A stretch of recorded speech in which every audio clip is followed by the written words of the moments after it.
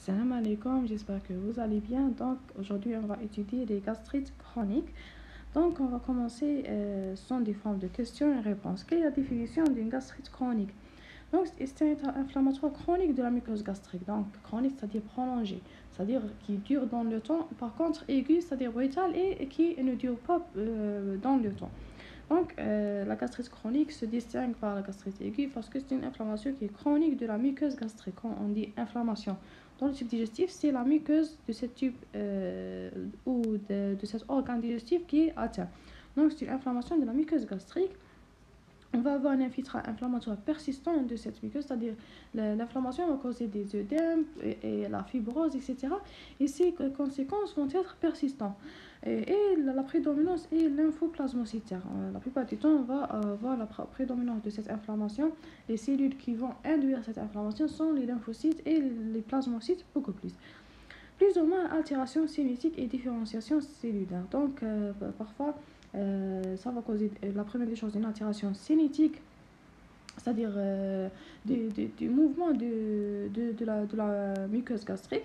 Et aussi, là, on va avoir parfois des différenciations cellulaires, c'est-à-dire une métaplasie des cellules vont être anormales par le temps.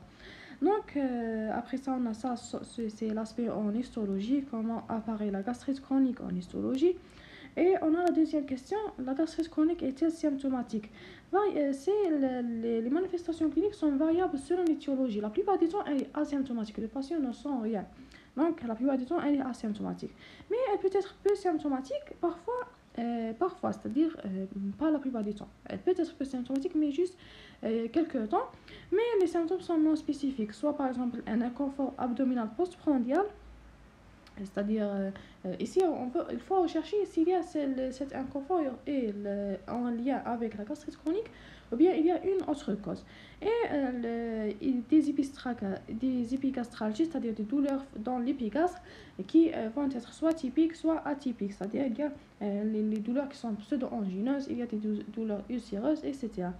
Et on a après ça les manifestations cliniques, il y a des tableaux cliniques qui sont rares. Il y a des tableaux cliniques particuliers, mais sont rares. Par exemple, la carence en vitamine B12 va être en cause, on va voir pourquoi, la carence en vitamine B12. Et aussi le tableau de gastropathie exudative, c'est-à-dire la gastropathie exudative, c'est-à-dire la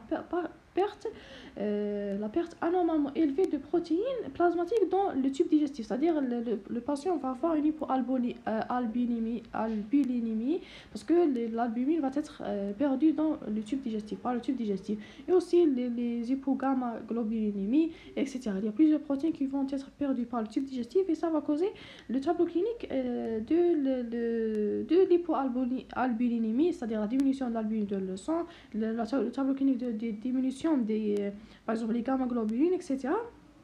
Et cette perte de protéines dans le tube digestif va causer un exudat, c'est-à-dire un état œdémateux dans le tube digestif, ce qui va ressembler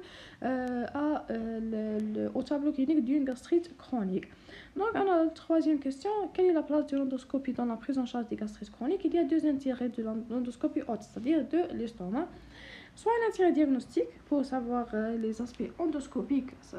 On va avoir chaque type de gastrite va avoir un type endoscopique particulier. Donc, on peut poser le diagnostic.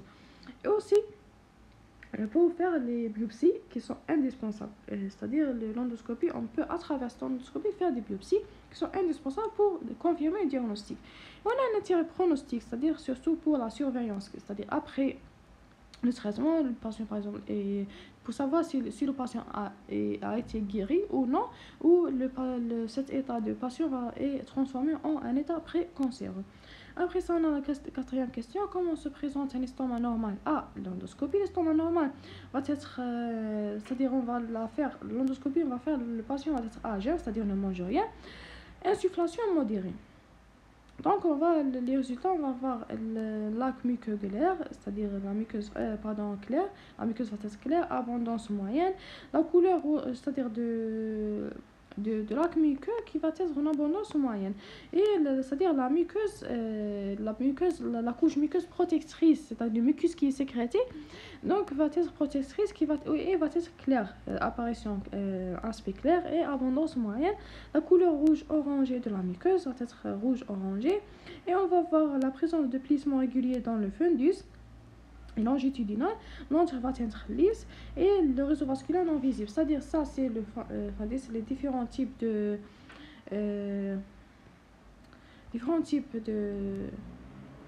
structures de l'estomac. C'est-à-dire on a le cardia, le fundus, le corpus de l'estomac, et on a l'entrone, et on a ça, c'est l'angle de l'entrone, ou bien ça, c'est l'angle. Donc on a l'aspect endoscopie va être c'est-à-dire en endoscopie, pardon, l'endoscopie va être comme ça. L'estomac qui est normal, qui va être, on a ça sur fin du, on va voir des plissements qui va être rouge et rouge orangé, et on va voir un aspect, un lac muqueux qui est clair. Après ça, on a l'antre qui va être lisse, etc. Après ça, on a la cinquième question. Quels sont les aspects endoscopiques en cas d'une gastrite chronique? Qu'est-ce qu'on va voir? On a vu la gastrite normale, l'estomac normal, endoscopie. Donc en cas d'une gastrite chronique, on va voir soit un aspect d'atrophie gastrique, c'est-à-dire une diminution ou bien la dégénération des cellules va causer une atrophie, c'est-à-dire diminution de la taille de cet organe. Donc soit une atrophie, comment on va voir cette atrophie? On va voir les plissements fundiques vont être raréfiés, les plissements fundiques vont être diminués parce qu'il y a une dégénérescence et atrophie.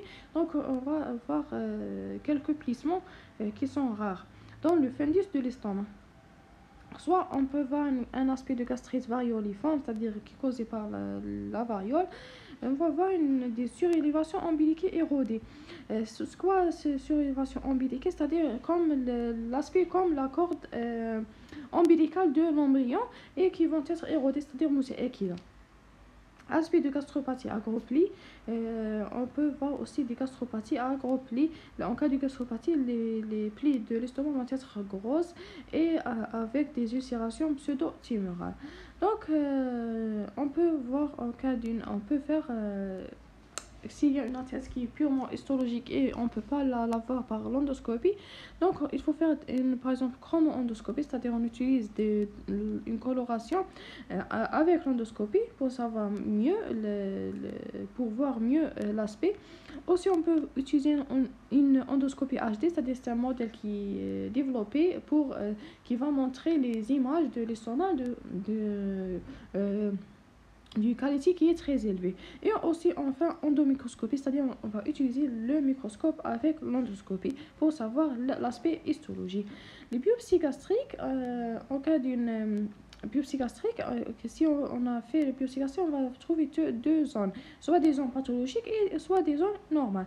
Donc chaque maladie gastrique, il faut faire 5 biopsies, c'est-à-dire 2 dans l'antre, 2 dans l'antre de l'estomac, 2 dans le fundus et une dans l'angle de la plie, ça c'est dans l'angle, c'est-à-dire on a après l'angle, ça c'est l'angle, c'est et juste au-dessus de sphincter pylorique. Après ça on a septième question, quelles sont les différentes lésions histologiques observées en cours d'une gastrite chronique? Soit on peut voir des lésions élémentaires, c'est-à-dire une inflammation, atrophie et dégénérescence. Ça sont des lésions qui sont élémentaires, qui vont se trouver dans la plupart des gastrites chroniques, c'est-à-dire l'inflammation, c'est-à-dire l'aspect de la muqueuse gastrique va être enflammée, grosse, etc. et gonflée, etc. Et soit après ça l'atrophie, c'est-à-dire l'atrophie c'est une conséquence de l'inflammation. L'atrophie, c'est-à-dire perte de cellules qui va diminuer la taille de cette muqueuse. Et enfin, la dégénérescence, c'est-à-dire la mort des cellules. La dégénérescence, c'est-à-dire la mort totale des cellules qui est une conséquence de cette inflammation. Ça, c'est le stade de fibrose.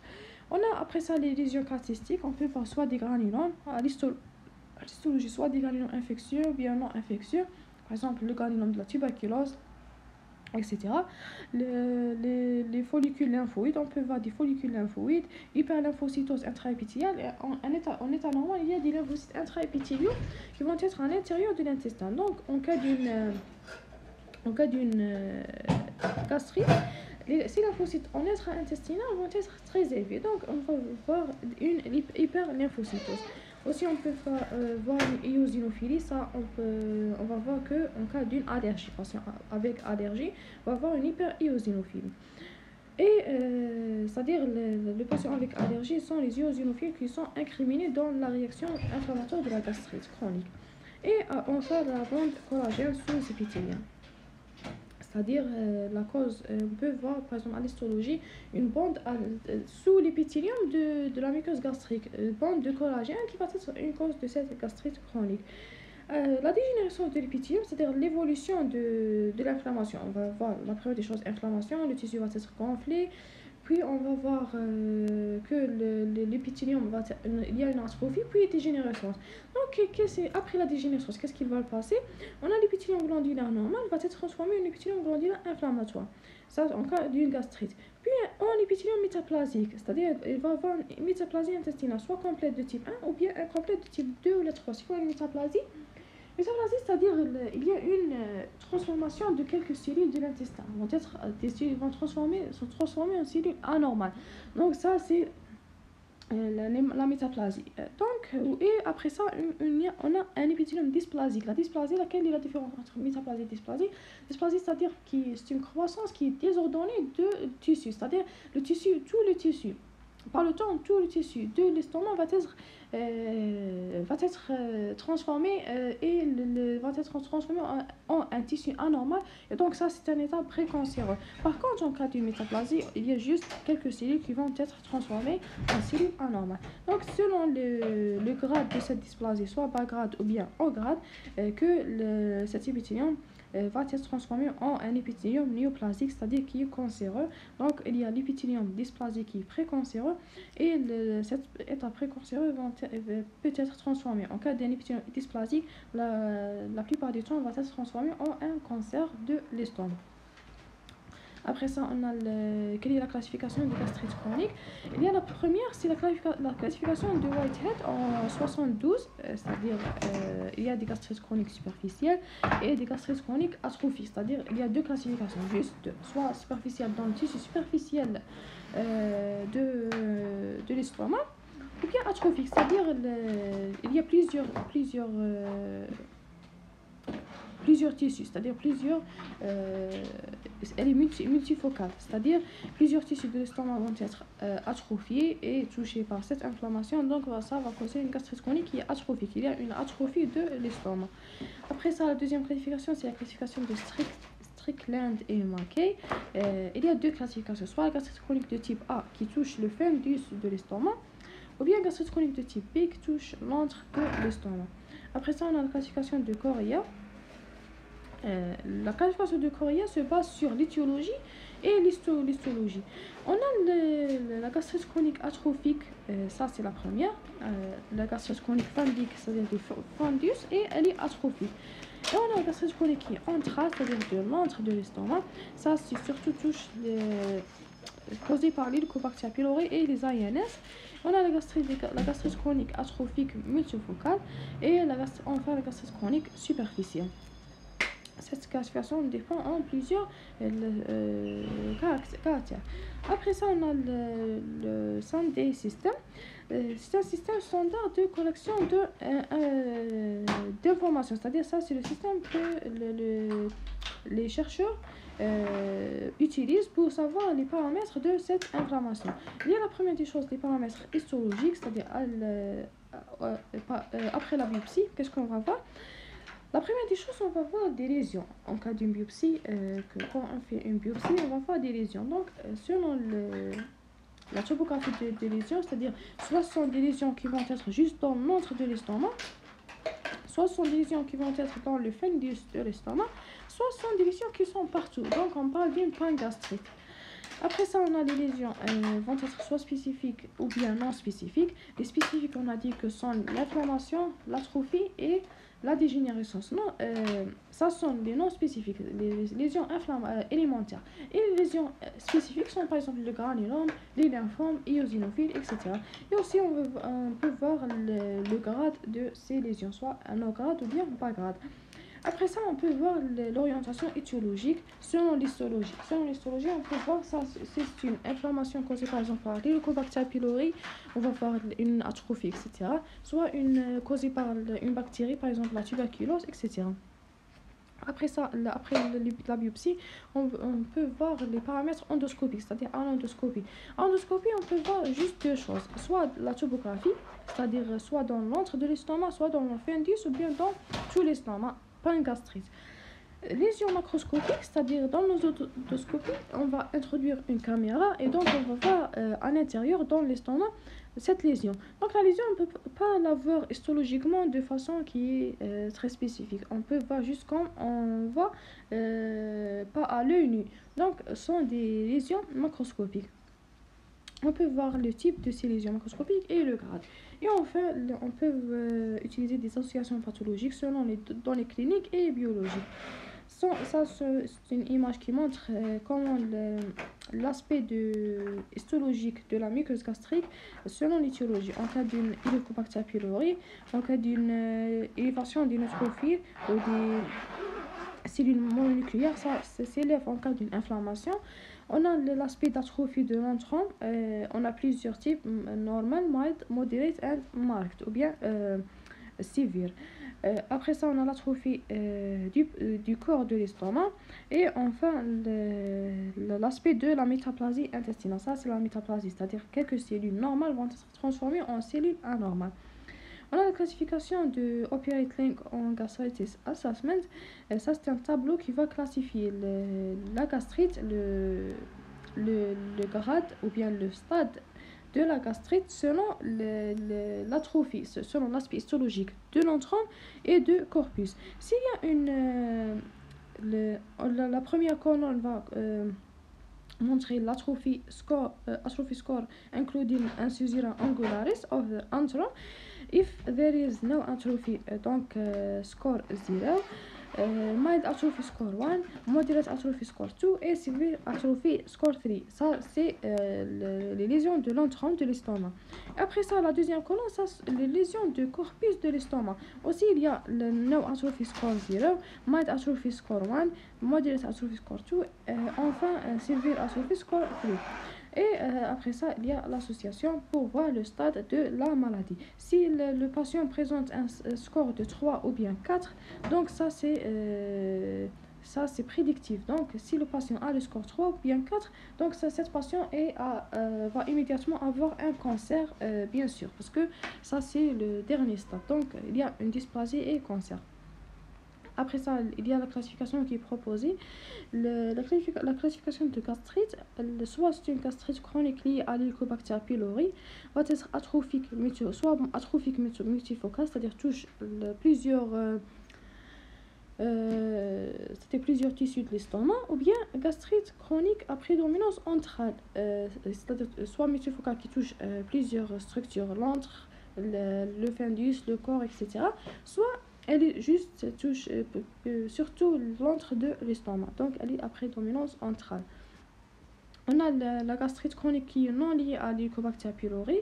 Donc la gastrite chronique non liée à l'Helicobacter pylori, il y a deux types, soit sans lésion spécifique, c'est-à-dire sans lésion spécifique, on a parlé, on va voir à l'histologie une inflammation, atrophie, dégénérescence, ne sont pas spécifiques d'une étiologie particulière.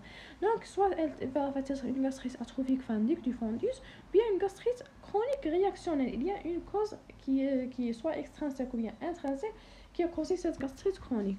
Ou bien il y a des lésions avec des gastrites chroniques avec des lésions spécifiques, soit vont être granulomateuses, les granulons, les eosinophiles, les lymphocytes et enfin les collagènes bien sous-épithéliaux. On va commencer par les gastrites chroniques liées à l'Helicobacter pylori. L'Helicobacter pylori, c'est une bacille gram négative de forme spiralée. Donc, c'est une bactérie et elle est appelée bacille de gram négative. Elle va être dotée de flagelles. Il y a plusieurs flagelles dans cette Helicobacter. Le réservoir de cette Helicobacter pylori, c'est surtout les humains et les primates. Il sécrète de grandes quantités, une uréase, c'est-à-dire on peut faire pour diagnostiquer qu'il y a une Helicobacter pylori, on va faire soit le test de l'uréase pour savoir si les uréases sont élevées, donc ça va traduire l'existence de l'Helicobacter pylori, ou bien le test à l'urée, c'est-à-dire l'uréase va décomposer l'urée en ammoniac et CO2. Donc on peut faire le test à l'urée, on va introduire l'urée dans l'organisme et l'uréase va transformer cette urée en grande quantité d'ammoniac et de CO2 et donc ça va traduire l'existence de l'Helicobacter pylori. Les gastrites chroniques à prédominance centrale, il y a les gastrites, c'est-à-dire en cas d'une Helicobacter pylori, les gastrites vont être de prédominance centrale dans l'antre de l'estomac, ça c'est toujours. Donc sont des gastrites qui sont hyper...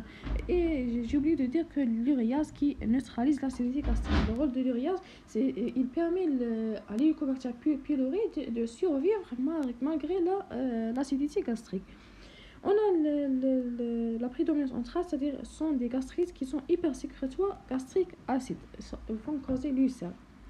On ne va pas voir une évolution vers l'atrophie, il n'y a pas une atrophie en cas d'une gastrite à Helicobacter pylori. Il y a un risque de bulbite, c'est-à-dire le bulbe duodénal va être inflammé et d'ulcère duodénal. Il y a un risque. Et on a un risque de développement du lymphome de type MALT. Lymphome de type MALT, c'est un lymphome non Hodgkinien qui est malin et qui va développer dans le tissu épithélial le tissu épithélial le tissu lymphoïde de l'estomac et donc qui est appelé MALT, c'est-à-dire Mucosa Associated Lymphoid Tissue.